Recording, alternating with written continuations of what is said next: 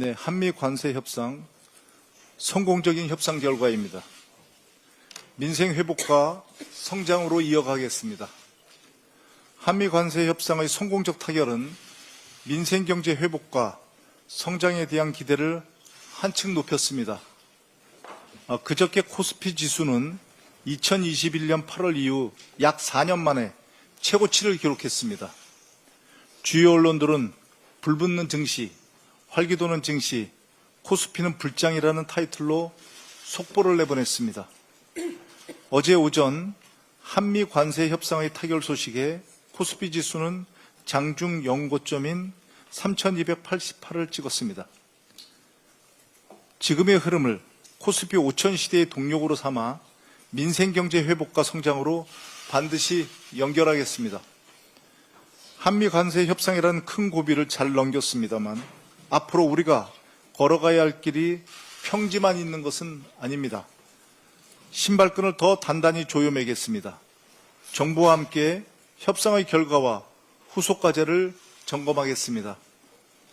민생경제, 우리 산업과 수출에 미칠 영향을 면밀히 분석하고 필요한 대책과 입법을 신속하게 추진하겠습니다.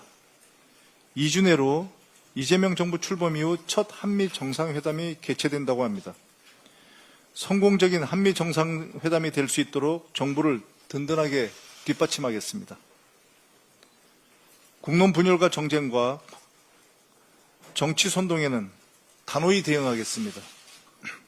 이번 협상 결과는 국민의힘이 마지노선처럼 주장한 일본의 결과와 비교했을 때 누구도 부정할 수 없을 만큼 성공적입니다.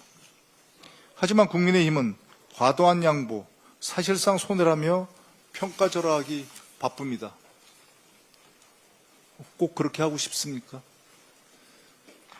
정상회담을 얻어내기 위해 양보한 것이 아니냐는 억지 주장을 펼칩니다. 심지어 내란 공범인 한덕수에게 맡겼어야 했다는 황당무계한 주장도 합니다. 앞뒤 안 맞는 정쟁몰이이자 국론 분열과 국격 훼손의 정치 선동입니다. 내란 동조 혐의에 이어 이번에도 확인이 되었습니다.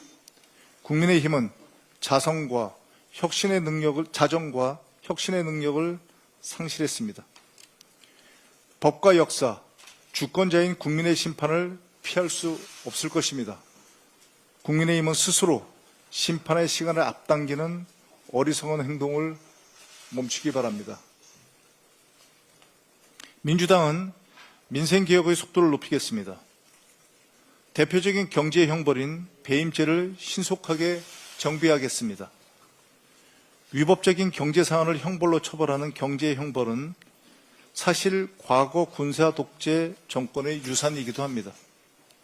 대부분의 국가에서는 민사적 손해배상 책임으로 제재하고 있습니다. 사업하시는 분들의 애로를 들어보면 배임죄 자체도 우려하지만 그보다 검찰이 배임죄 남용을 더욱 크게 우려하고 무서워합니다. 법원은 이사회 등의 절차를 거쳐 경영적 판단을 한 사안에 대해서는 배임죄 성립을 제한하고 있습니다. 하지만 검찰은 법원의 판례에도 불구하고 배임죄 수사와 기소를 남용해서 기업인들을 압박하는 사례가 수도 없이 많았습니다. 이러한 문제점을 인식한 법무부는 대검찰청에 배임죄 수사와 기소의 남용을 방지하기 위한 가이드라인을 제시한 바 있습니다. 이재명 대통령께서 기업 활동을 위축시키는 배임죄 남용 문제에 대한 제도적 개선을 지시하셨습니다. 국회도 그동안 배임죄 문제를 심각하게 인식하고 당정대 긴밀한 협력을 구축해왔던 사안이기도 합니다. 제도 개선의 공감대가 형성된 지금이야말로 개혁의 적기입니다. 민주당은 대표적인 경제 형벌이자 검찰의 기업인 압박용으로 남용되는 배임죄를 신속하게 정비하겠습니다. 그 2단계로 나누어서 우선 민생 책임 강화를 전제로 다양한 의견을 잘 정리해서 최적의 방안을 찾아 처리하도록 하겠습니다. 더 나아가서 정부의 경제형벌 합리화 TF와 긴밀하게 소통하며 미진한 부분이 있다면 계속해서 보완 입법을 해 나가도록 하겠습니다. 민주당은 경제형벌은 최소화하는 대신 민사 책임을 강화하여 경제형벌과 경제정의를 함께 실현하도록 하겠습니다. 실용적 시장주의 정부, 이재명 정부가 약속한 공정성장의 대한민국을 반드시 실현하도록 하겠습니다. 이상입니다.